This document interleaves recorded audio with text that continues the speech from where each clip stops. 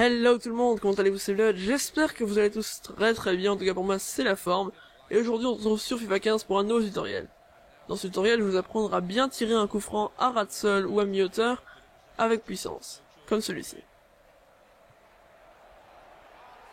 Comme vous pouvez le voir, il n'a aucun problème à rentrer et en plus il est très simple d'utilisation. En fait ce coup franc consiste en un tir à ras de sol qui va longer le mur pour après revenir au premier poteau. De plus, tirer ainsi vous permettra de marquer depuis un angle très fermé. Donc par angle fermé, je veux dire sur les côtés du but, vraiment des endroits où vous penserez plus qu'il faudrait centrer pour marquer. Mais avec ça, pas de problème, vous pourrez tirer et ce sera toujours goal. Pour arriver à ce résultat, tout d'abord, il faudra choisir votre joueur en appuyant sur R2 sur PlayStation ou RT sur Xbox.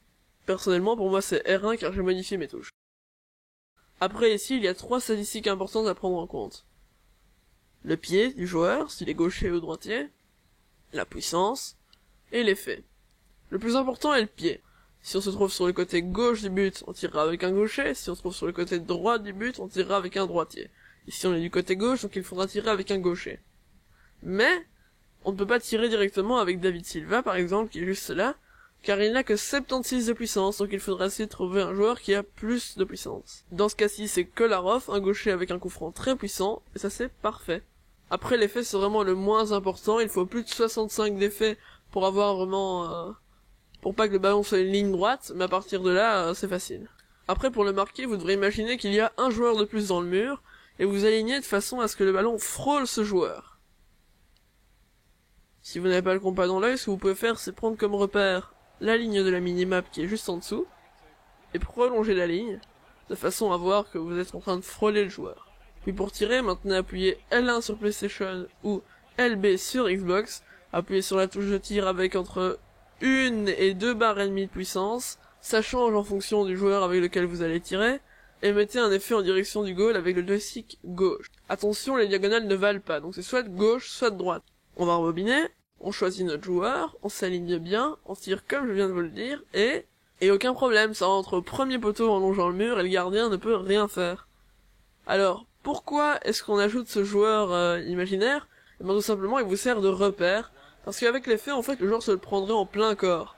Mais vu qu'il n'y a pas de joueur à cet endroit-là, eh bien, ce qu'il faudra faire, ce sera tirer, et le ballon va longer le mur obligatoirement, car il est impossible que l'effet aille sur un des joueurs du mur.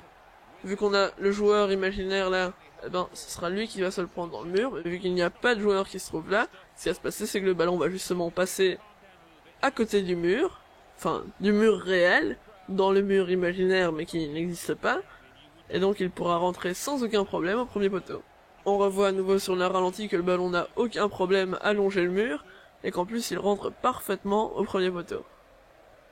Dans ce cas-ci, les joueurs du mur ont sauté, mais même s'ils n'avaient pas sauté, le ballon ne les aurait pas touchés. Dans ces exemples-ci, on peut voir vraiment que depuis un angle très fermé, ça rentre quand même. On s'aligne par rapport au mur, on appuie avec l'effet, et ça n'a aucun problème à rentrer au premier poteau. Sur ce, j'espère que cette vidéo vous aura plu. Si c'est le cas, n'hésitez pas à laisser un petit pouce bleu, à vous abonner à ma chaîne pour plus de tutoriels, et à partager cette vidéo avec vos amis si eux aussi veulent savoir bien tirer un coup franc. Et désormais, je vous laisse avec quelques coups francs tirés de cette manière depuis d'autres endroits. Allez, bye!